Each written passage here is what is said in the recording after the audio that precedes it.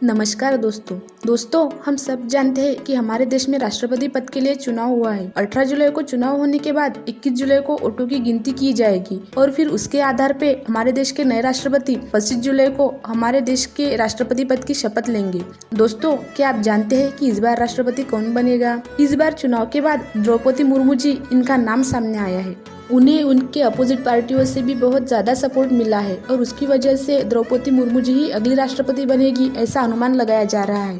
दोस्तों, अब आप कहेंगे कि द्रौपदी मुर्मू को ही क्यों इस चुनाव में आगे लाया है और वह किनके सपोर्ट में आगे आई है। तो चलिए आज हम राष्ट्रपति पद के चुनाव को लेकर 10 इंटरेस्टिंग फैक्ट के बारे में बात करते हैं। सबसे पहला इंटरेस्टिंग फैक्ट, हमारे देश का राष्ट्रपति पद एक भी दिन खाली नहीं रहा है। हमारे देश में पहले राष्ट्रपति का वर्किंग टाइम खत्म होने के बाद भी जब तक अगला राष्ट्रपति राष्ट्रपति पद की शपथ नहीं लेता तब तक पहले राष्ट्रपति ही उनका कारभार देखते हैं। अब इस बार भी जब तक हमारे अगले राष्ट्रपति राष्ट्रपति पद की शपथ नहीं लेंगे तब तक इससे पहले राष्ट्रपति रामनाथ कोविंद जी सारा कामकाज देखेंगे। दोस्तों, दूसरा इंटरेस्टिंग फैक्ट ये है कि द्रौपदी मुर्मू जी का नाम ही क्यों सामने आया है। हम सबको पता है कि द्रौपदी मुर्मू जी एनडीए की उम्मीदवार है और वह आदिवासी एरिया से बिलोंग करती है। हमारे पूर्व राष्ट्रपति रामनाथ कोविंद जी भी आदिवासियों की तरफ से थे। इसका मतलब बीजेपी ऐसे नाम सामने लाके अपने अगले चुनाव की तैयारी कर रहा है, क्योंकि उन्हें पता है ऐसे करके वह आदिवासी लोगों का वोट अपनी तरफ खींच सकते हैं।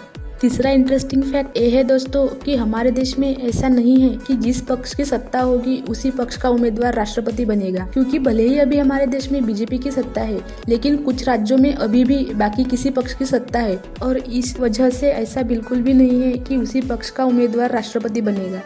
हमारे इंडिया में जनता डायरेक्ट राष्ट्रपति पद के लिए वोटिंग नहीं कर सकती, बल्कि उनके द्वारा चुने गए लोकसभा के खासदार और विधानसभा के आमदार ये वोटिंग करते हैं।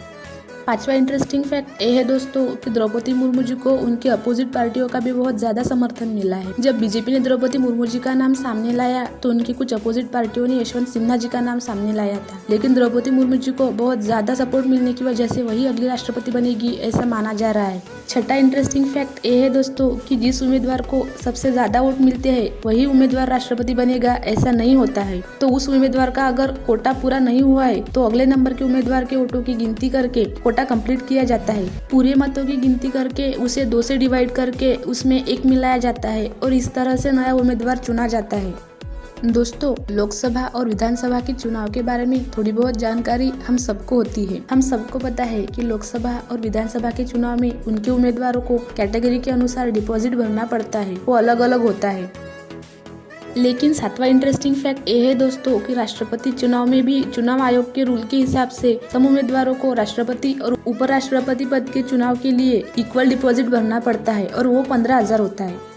आठवां इंटरेस्टिंग फैक्ट ये है दोस्तों कि इस साल के चुनाव में बहुत बड़े बड़े नेताओं ने इनकार कर दिया। द्रौपदी मुर्मू जी से पहले राष्ट्रवादी के अध्यक्ष शरद पवार, जम्मू कश्मीर के माजी मुख्यमंत्री फारूक अब्दुल्ला और माजी राज्यपाल गोपाल कृष्ण गांधी, इनका भी नाम सामने आया था, लेकिन उन्होंने अपनी अलग अलग वजह बताकर इस चुनाव से इनकार कर दिया। हम सब जानते हैं दोस्तों कि राष्ट्रपति पद के चुनाव की वोटिंग राज्यों के किसी खास जगह पे होती है। तो नौवां इंटरेस्टिंग फैक्ट ये है दोस्तों कि इलेक्शन बॉक्स जो होता है वह इंडिया का नागरिक माना जाता है। राज्यों के ठिकानों पर इलेक्शन होने के बाद वह सही सलामत दिल्ली पहुंचाने की जिम्मेदारी किसी विशेष अधिकारी को दी जाती है। वह इलेक्शन बॉक्स हवाई जहाज से दिल्ली पहुंचाया जाता है और उस हवाई जहाज में उस पेटी का भी टिकट निकाला जाता है और वो फ्रंट सीट पे होता है। 10वां इंटरेस्टिंग फैक्ट ये है दोस्तों कि हमारे देश के नए राष्ट्रपति हर बार 25 जुलाई को ही राष्ट्रपति पद की शपथ लेते हैं। ये पहली बार नहीं है कि हमारे राष्ट्रपति 25 जुलाई को राष्ट्रपति पद की शपथ लेंगे। इससे पहले भी नीलम Sanjiva Reddy, Giani Zail Singh, R Venkataraman, Shankar Dayal Sharma, KR Narayanan, APJ Abdul Kalam ऐसे और कई नेता 25 जुलाई को ही राष्ट्रपति पद की शपथ ले चुके हैं और उसके बाद 25 जुलाई को ही राष्ट्रपति पद की शपथ लेने का सिलसिला हमारे देश में शुरू हुआ है। तो बताइए दोस्तों, आपको हमारी जानकारी कैसे लगी? कमेंट में जरूर लिखिए। वीडियो अच्छा लगा तो लाइक, शेयर और सब्सक्राइब करें। Thank you.